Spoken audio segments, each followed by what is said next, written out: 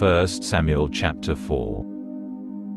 Conquest of Israel by the Philistines. So the word of Shemuel came to all Israel. Israel went out to fight against the Philistines, setting up camp at Even Ezer, while the Philistines camped at Aphek. The Philistines drew up in battle formation against Israel. The battle was fierce, and Israel was beaten by the Philistines. They killed about 4,000 soldiers on the battlefield. When the army had returned to camp, the leaders of Israel asked, "Why has Adonai defeated us today before the Philistines? Let's bring the ark for the covenant of Adonai from Shiloh to us, so that he will come among us and save us from our enemies." So the people sent to Shiloh and brought from there the ark for the covenant of Adonai Svaoth, who is present above the cherubim. The two sons of Eli, Hophni and Phinehas, were there with the ark for the covenant of God. When the ark for the covenant of Adonai entered the camp, all Israel gave a mighty shout that resounded through the land.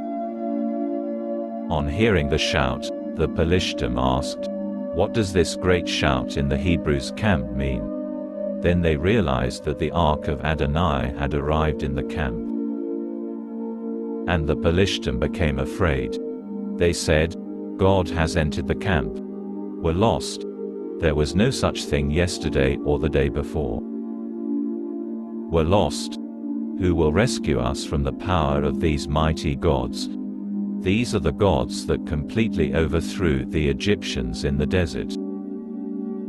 Be strong and behave like men, you Philistines, so that you won't become slaves to the Hebrews, as they have been to you. Behave like men and fight." The Philistines fought.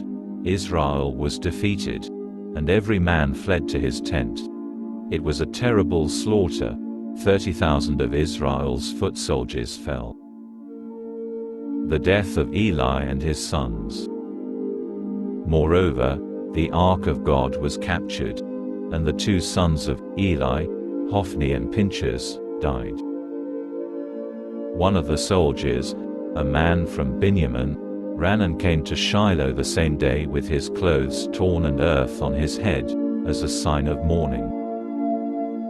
As he arrived, Eli was sitting on his seat by the road, watching, because he was trembling with anxiety over the ark of God.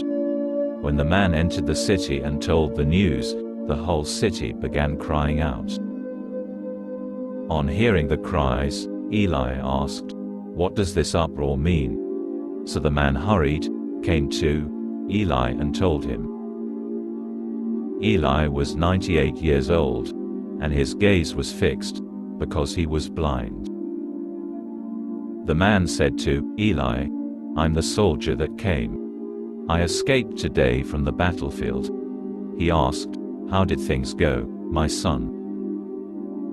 The one who had come with the news answered, "Israel fled before the Philistines, and there was a terrible slaughter among the people.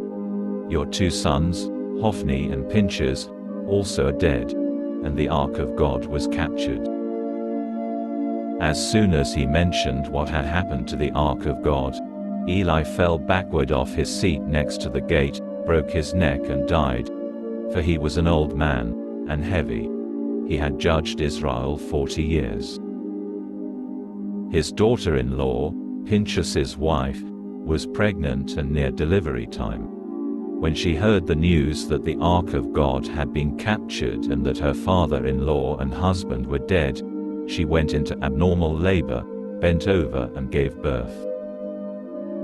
As she was dying, the women standing by her said to her, "Don't be afraid, because you have given birth to a son."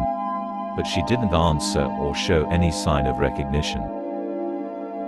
She named the child Ichabod, without glory, saying, "The glory has departed from Israel, because the ark of God had been captured, and because of her father-in-law and husband."